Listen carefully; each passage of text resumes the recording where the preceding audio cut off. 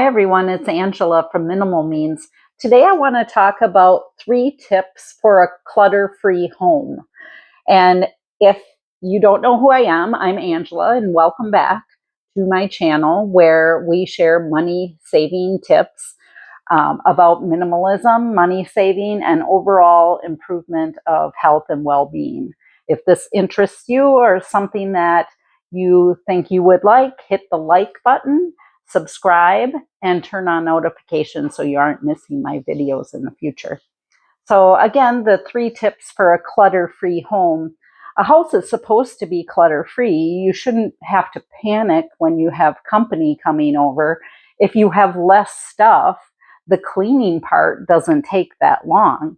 So right now my house is cluttered because I have a party and I'm hosting, and I have a lot of piles and stuff. And man, has that been stressful on me, having all this stuff in the house. I can definitely tell the difference.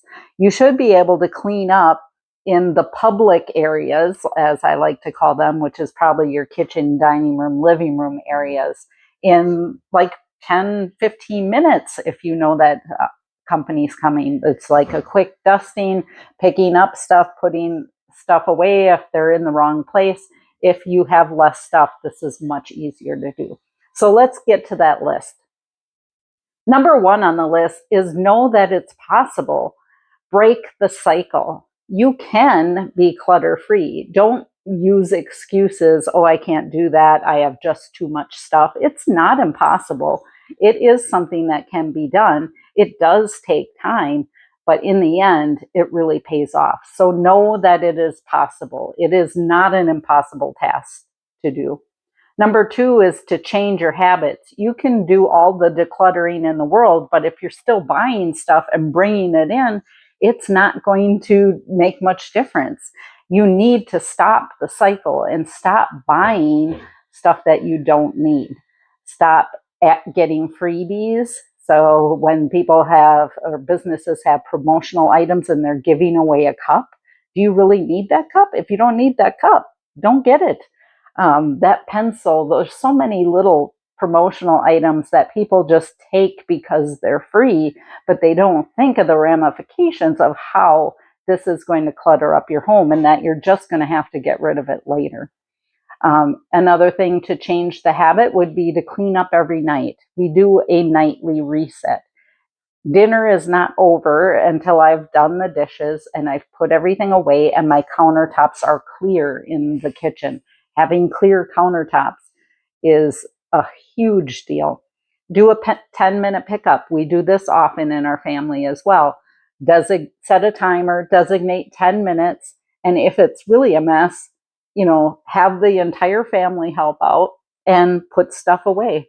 I am amazed how much ground we can cover with a 10-minute pickup. Usually I'm the one that's putting stuff away in the house, but when I get overwhelmed, I certainly do the 10-minute pickup, and I tell my family, we're going to do a 10-minute pickup, no questions, no saying, that's not mine, I'm not putting it away. It's you pick up all of the stuff that's out of place and you put it away. And in 10 minutes, we cover a lot of ground, and that's really helpful. Number 3 is removing the excess. So after you've decluttered, again, this task isn't done until you've taken the items to the donation center or wherever you're taking the items. Don't post a $5 item on Facebook. The time that it takes to post that item and to sell it and to meet the person, it's not worth it. Just get rid of it. Get it out of your house immediately so it's not in your way.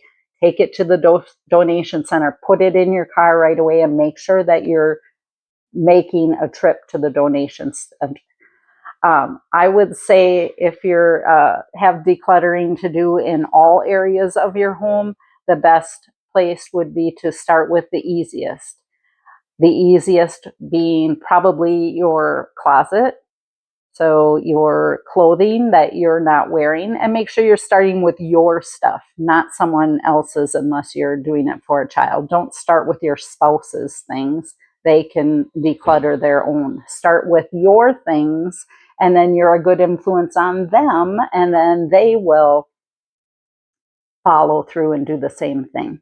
And then the other thing I think that are fairly easy would be starting with the kitchen, getting rid of everything on the closet, on the cupboards, um, on the countertops, and putting that away, finding a home for it, and seeing how much you enjoy the clutter free of your kitchen. So, those are my top 3 tips for a clutter free home. I hope that you enjoyed those. And remember to like, comment, and subscribe. Thank you. Bye.